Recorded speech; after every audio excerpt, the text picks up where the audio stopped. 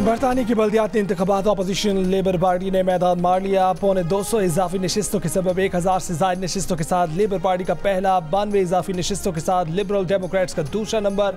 हुक्मरान कंजर्वेटिव का तारीखी शिकस्त, तकरीबन 450 नशिस्तें खोकर तीसरे नंबर पर गिर गई। बड़ी तादाद में आज़ाद उम्मीदवार कामयाब, 88 इजाफी नशिस्तों के सबब तादाद 225 के करीब जा पहुंची। ग्रीन पार्टी को भी 70 के करीब इजाफी नशिस्तें मिल गईं। काउंसलर्स की तादाद 159 तक जा पहुंची। अपने गढ़ ब्रैडफर्ड में लेबर पार्टी को भी शिकस्त, लेबर पार्टी ने 10 सीटें ली, 9 पर आज़ाद उम्मीदवार कामयाब हुए। 11 में से 4 में नताइज भी आ गए। लेबर को मशरकी मिडलैंड्स, नॉर्थ ईस्ट और यॉर्क और नॉर्थ यॉर्कशायर में कामयाबी। ब्रिटिश पाकिस्तानी मेयर सादिक खान के मुस्तकबिल का फैसला कल होगा।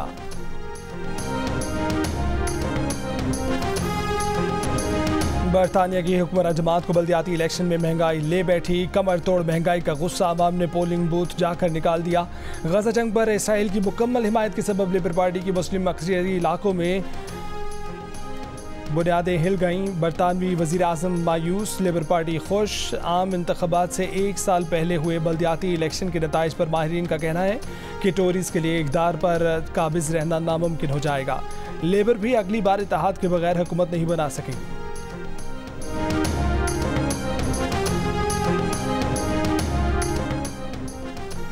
पंजाब, खैबर पख्तूनख्वा और बलूचिस्तान में नए गवर्नर लगाने का फैसला हो गया। चेयरमैन पीपल्स पार्टी बिलावल भुट्टो जरदारी ने कहा है कि पीपल्स पार्टी ने सरदार सलीम हैदर को गवर्नर पंजाब और फैसल करीम कुंडी को गवर्नर खैबर पख्तूनख्वा के ओहदे के लिए नामजद किया है। पुरएतमाद है कि दोनों अपने फ़राइज़ बाखूबी सर अंजाम देंगे। बलूचिस्तान में मुस्लिम लीग नून अपने सूबाई सदर जाफर खान मंदोखेल को गवर्नर बनाएगी। वज़ीर आज़म शहबाज शरीफ से पीपल्स पार्टी के चेयरमैन बिलावल भुट्टो जरदारी की मुलाकात में फैसले। ज़राए के मुताबिक गवर्नर सिंध की तब्दीली का भी फैसला नहीं हुआ।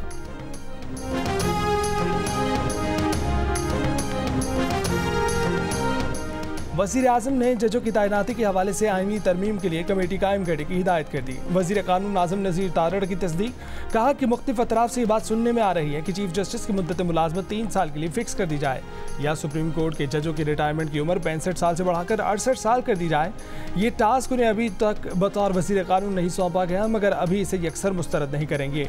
GO न्यूज़ की प्रोग्राम आज शाहजेब खानज़दा के साथ में बातचीत। इससे पहले जजों की तकर्री के लिए जुडिशल कमीशन का इजलास भी मुलतवी कर दिया गया।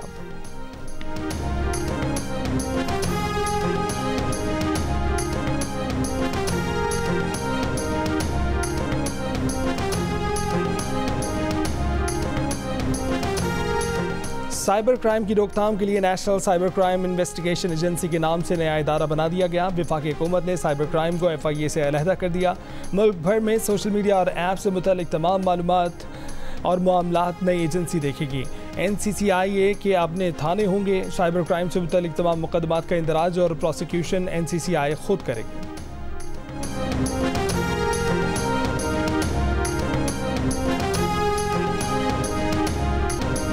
पाकिस्तान का चांद का सफर, पहला सैटेलाइट मिशन iCube कमर चीन के हनियान स्पेस स्टेशन से रवाना हो गया। कराची में स्पार्को के दफ्तर में नारों और तालियों की गूंज। सैटेलाइट 5 रोज में चांद के मदार में पहुंचेगा।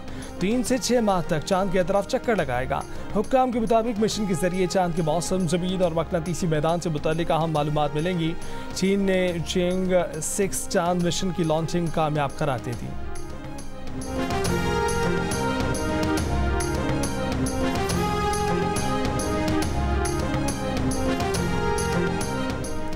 बानी PTI ने कहा है कि 3 जमातों के सिवा सबसे बात करेंगे। अली अमीन गंडापुर, उमर अयूब और शिबली फराज को मुज़ाकरात का इख्तियार दिया है। ये 3 नाम डील के लिए नहीं, बातचीत के लिए तजवीज़ किए हैं। बातचीत मुखालिफिन से होती है, दोस्तों से नहीं। अडयाला जेल में सहाफ़ियों से गुफ्तगू करते हुए कहा कि डील वो करता है जिसे मुल्क से बाहर जाना होता है। डील जेल से बचने के लिए की जाती है। 18 माह से कह रहे हैं कि बातचीत के लिए तैयार है। सियासत में हमेशा बातचीत होती है। तोशाखाना पर ये चौथा केस कर रहे हैं। जो भी केस बनाना है एक बार बना कर ले आए।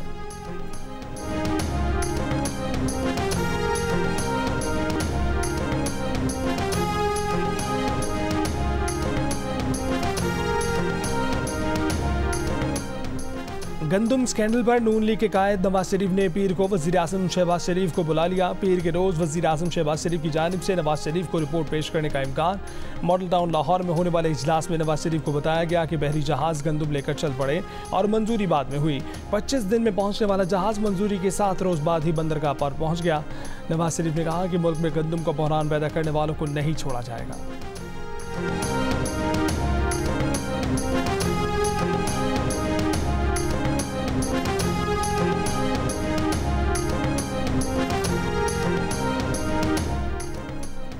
गंदम स्कैंडल पर साबिक वज़ीर आज़म अनवारुल हक काकड़ और हनीफ अब्बासी के दरमियान तलकलामी, दोनों रहनुमाओं के दरमियान तलकलामी गुज़िश्ता शब इस्लामाबाद के एक होटल में हुई। अनवारुल हक काकड़ ने हनीफ अब्बासी से कहा कि क्या आप मुझे गिरफ्तार करने आए हो। हनीफ अब्बासी ने जवाब दिया कि प्रोग्राम में हक बयान किया। अनवारुल हक काकड़ ने कहा कि उन्होंने पूछा कि हनीफ अब्बासी कौन है। अगर फॉर्म 47 की बात की तो आप और नून लीग मुंह छुपाते फिरेंगे।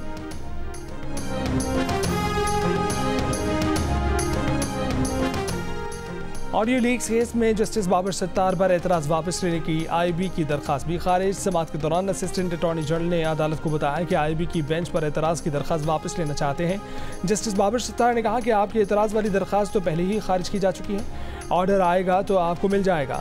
DG IB को नोटिस किया था, क्यों ना उनके खिलाफ तौहीन अदालत की कार्रवाई की जाए। ऑर्डर में ये भी पूछा गया है कि किसने दरख्वास्त दायर करने की अथॉरिटी दी थी। आपने जो जवाब देना है वो ऑर्डर आने के बाद दे दीजिएगा।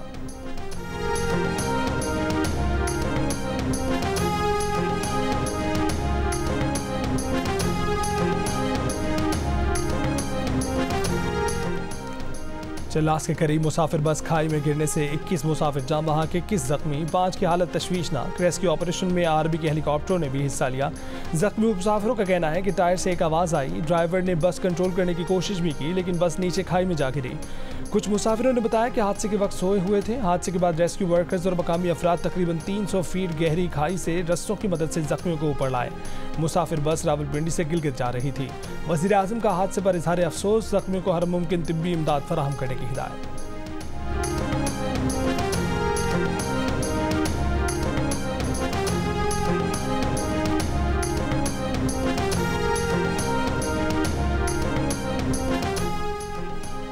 खुशदार में कौमी शाहरा पर सुल्तान इब्राहिम खान रोड पर रिमोट कंट्रोल धमाका। खुशदार प्रेस क्लब के सदर मोहम्मद सदीक मेंगल समेत 3 अफराद जाँ बहक, 10 अफराद जख्मी। मकामी अखबार से वाबस्ता सहाफ़ी मोहम्मद सदीक मेंगल अपने घर से नमाज जुमा के लिए जा रहे थे कि धमाके में शदीद जख्मी हो गए। उन्हें अस्पताल मुंतकिल किया गया लेकिन वो जा बढ़ ना हो सके। वज़ीर आज़म शहबाज शरीफ का मौलाना मोहम्मद सदीक मेंगल की शहादत पर इजहार अफसोस। वज़ीर दाखिला मोहसिन नकवी का भी अफसोस का इजहार। धमाके की मुजम्मत। सूबाई हुकूमत ने वाक़े की रिपोर्ट तलब कर ली। तर्जुमान बलूचिस्तान हुकूमत का भी मौलाना सदीक मेंगल की शहादत पर इजहार अफसोस। JUIFA के रहनुमा हाफिज़ अब्दुल्ला ने कहा है कि जमीयत उलमा इस्लाम को हुब्बुल वतनी की सज़ा दी जा रही है। सदीक मेंगल की शहादत की जिम्मेदारी सूबाई और वफाकी हुकूमतों पर है। वाक़े के खिलाफ कोयटा में सहाफ़ियों का एहतजाज। हुकूमत को 48 घंटे में मुलज़मान की गिरफ्तारी का अल्टीमेटम दे दिया।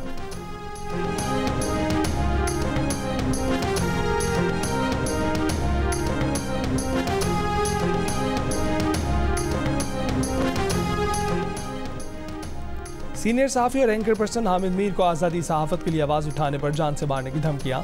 GO न्यूज़ के प्रोग्राम कैपिटल टॉक के मेज़बान हामिद मीर ने कमेटी टू प्रोटेक्ट जर्नलिस्ट को बताया कि उन्हें सोशल मीडिया पर कत्ल की मुतादिद धमकियाँ मिली हैं। उनकी ज़िंदगी को खतरा है। कमेटी टू प्रोटेक्ट जर्नलिस्ट का हामिद मीर की हिफाजत यकीनी बनाने और ऑनलाइन हिरासत किए जाने की गैर जानिबदाराना तहकीकात का मुतालबा। हामिद मीर ने गुज़िश्ता हफ्ते इस्लामाबाद में पुलिस को धमकियों की इतला भी दी, ताहम अभी तक ना FIR दर्ज हुई ना तहकीकात शुरू की जा सकी।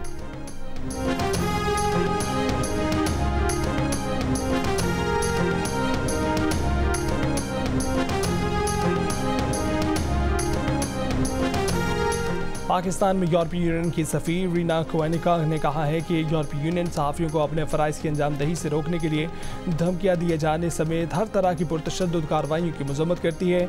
सहाफ़ियों के खिलाफ तशद्दुद के इक़दाम चाहे रियासत की जानिब से हों, किसी गिरोह की जानिब से हों या किसी फ़र्द की जानिब से, ऐसे जराइम पर कोई इस्तिस्ना नहीं होना चाहिए।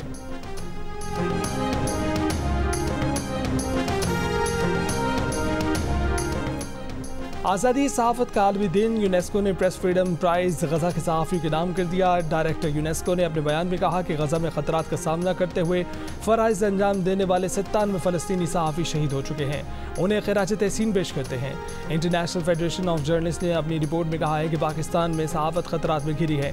साबिक़ वज़ीर आज़म और एस्टेब्लिशमेंट की महाजराई में सहाफ़ी पंचिंग बैग बन गए हैं। मुल्क में 4 सहाफ़ी कत्ल हुए, दर्जनों सहाफ़ियों को घंटों से लेकर 4 हफ्ते तक गिरफ्तार किया गया। फ्रीडम नेटवर्क ने अपनी रिपोर्ट में कहा है कि मई 2023 से अप्रैल 2024 तक पाकिस्तान में 3 हुकूमतें आईं, मगर ताकतवर सियासी और रियासती अनासर की जानिब इज़हार राय की बर्दाश्त कम तर होती चली गई। Pakistan federal union of journalist का आलमी यौम सहाफ़त पर आज़ादी इज़हार यकीनी बनाने की जिद्दोजहद जारी रखने के आज़म का आया था। PFUJ ने हुकूमत से मुतालबा किया कि इज़हार राय की आज़ादी का तहफ़्फ़ुज़ यकीनी बनाए। Association of media editors and news directors ने अपने बयान में कहा है कि पाकिस्तान में सहाफ़ी और सहाफ़ती इदारे कठिन हालात से गुजर रहे हैं। रियासती और गैर रियासती अनासर की जानिब से टेलीविजन प्रोग्रामों को रुकवाना, नशियात बंद कराना, सहाफ़ी की बरतरफी के लिए दबाव, गैर कानूनी मुतालबात, मुतादिद पाबंदियों और चैलेंजों का सामना रहा। इसमें रोज़ बरोज़ इजाफा होता जा रहा है। सहाफ़ियों बिलखसूस ख़वातीन सहाफ़ियों की किरदार कुशी भी इसी मुहिम का हिस्सा है, जिसमें सियासी जमातों के कारकुनान भी शामिल हैं। रिपोर्टर्स विदाउट बॉर्डर्स के प्रेस फ्रीडम इंडेक्स में पाकिस्तान की 2 दर्जे तनज़ली 152 पर आ गया। RSF का पाकिस्तान में आज़ादी सहाफ़त की सूरत हाल पर शदीद तशवीश का इजहार।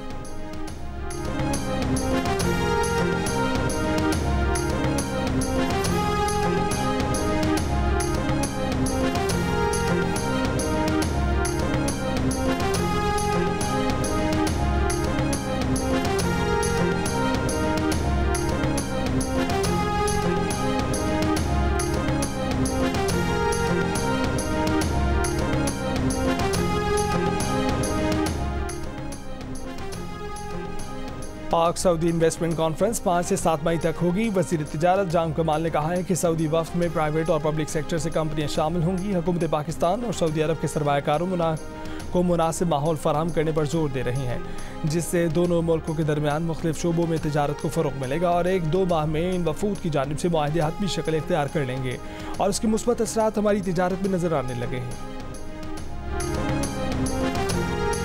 और खलाई जंग फिल्मों से निकलकर हकीकत का रूप धारने लगी। अमरीकी रुकने कांग्रेस ने खलाई जंग की तैयारी का इशारा दे दिया। रिपब्लिकन रुकने कांग्रेस केन कैल्वर्ट ने कहा है कि रूस और चीन से निपटने के लिए अमरीकी फ़ौज चांद पर अड्डे कायम करेगी। बोले मुमकिन है कि इस दहाई के अख्ताम तक अमरीका चांद पर फ़ौजी अड्डा कायम कर लेगा।